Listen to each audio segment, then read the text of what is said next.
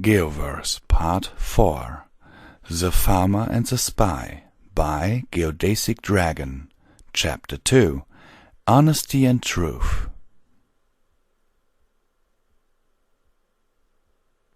Several months passed, and finally the day I had been waiting for so long was upon us.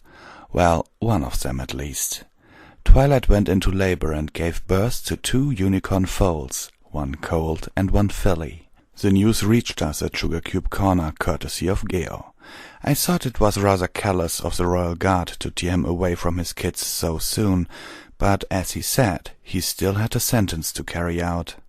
In spite of his current situation, Geo insisted that we celebrate.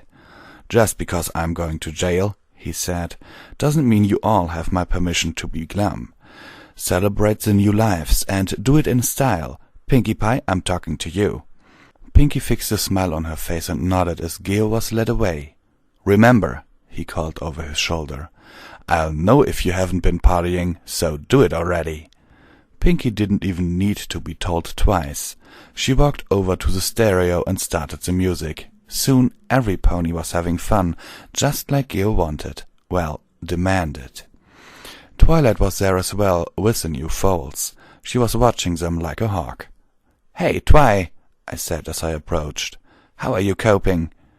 She looked at me and sighed. "About as well as can be expected," she replied, "given that my husband and primary breadwinner is in jail." I rubbed the back of my neck. "Sorry, Twi," I said. "I didn't mean for that to sound so stupid." "It's okay," she said.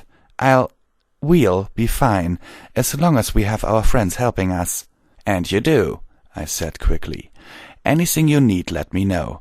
Geo is my best mate after all, and after the way I acted, it's the least thing I could do." Twilight hugged me. "Thanks, John," she said. "It's good to know I have friends I can rely on." I returned the hug. "Don't mention it," I replied.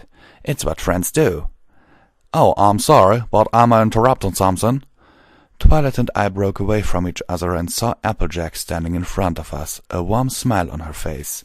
"You are, as it happens," I said. "Twilight needed cheering up, so I stepped in and told her that I'll help her however I can." "We all will, Sugar Cube," Applejack said, turning to Twilight. "After all, it's what friends do." My heart did a somersault in my chest. I guess great minds really do think alike. "You're starting to look a mite flustered again, partner," Applejack said, looking at me. "Are you sure you're all right?" I nodded, because I had forgotten how to talk. "Well, if you say so," she said. "I'm gonna get some punch. Either of y'all want one?" Twilight and I shook our heads. "All right, darlings." After looking into the cot and going slightly mad over the new folds, Applejack left and I found my voice again. I let out a huge sigh. Twilight giggled. "You love her, don't you?" she asked. I wheeled around on the spot and looked at her. "How did you—" I spluttered. "I went through the exact same phase with Geo," she replied. "Why don't you tell her how you feel before it's too late?" "It's difficult," I said, lowering my head. "How is it?" Twilight asked. "All you do is say, 'I love you.'" I chuckled. "It's not like that," I said. "She's the element of honesty, and I'm a former spy. I used to tell lies for a living. If I tell her how I feel, who's to say she won't think that I'm lying about it, that I'm playing some kind of prank on her?" Twilight sighed. "You used to be a spy," she said sternly. "You used to lie for a living. Everything I've heard from your mouth since that day at the library has been the truth, pure and simple. I know it, you know it, and I'm pretty sure Applejack does as well." I stood for a moment, processing this information, and I soon realized that Twilight was right. "I never thought of it like that," I said. "I have been telling the truth all this time." Twilight smiled. "Thanks, Twi." I hugged her. "You've taken a load off my mind." "Happy to have helped," she replied, returning the hug. After a while I broke away and looked at the new foals, both of whom were still sleeping. "It's amazing," I said. "If a human baby was quiet for this long, people would get worried." Twilight tapped her horn. "Since they're my children, they're connected to me," she said. I can feel what's right and wrong with them, and right now they're both happy." "Have you thought of any names yet?" I asked. Twilight shook her head. "That's still being decided," she replied. I smiled. "Thanks again for the chat, Twi," I said, taking a step toward the door. "Now, if you'll excuse me." Twilight nodded knowingly.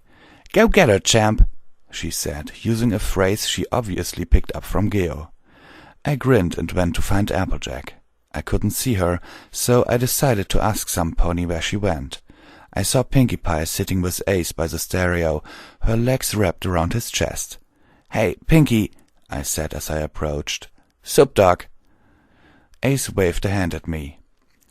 "What's up with him?" I asked.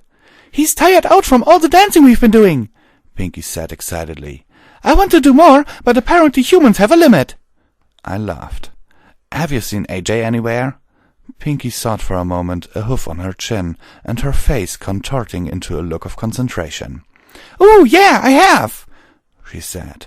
"She left a few minutes ago to go get a fresh batch of apple pies from the farm." "Thanks, Pinkie," I said. "I'll go give her a hand. Try not to kill the doctor while I'm gone." Ace grinned. "It'll take more than a dance-crazy mare friend to finish me off," he grunted, getting to his feet. "Come on, Pinks. Round 15. Pinkie dragged Ace onto the dance floor as I left the bakery and went up the road to Sweet Apple Acres. As I walked and sometimes jogged along the track, I was expecting to hear the voice in the back of my head admonishing me for what I was trying to do. But all I heard instead was what Twilight told me. "Everything I've heard from your mouth since that day at the library has been the truth, pure and simple. I know it, you know it, and I'm pretty sure Applejack does as well." I repeated these words to myself over and over as I gave up jogging in favor of sprinting. As the farm came into view, I could see Applejack in the distance, loading a cart with fresh-baked goods.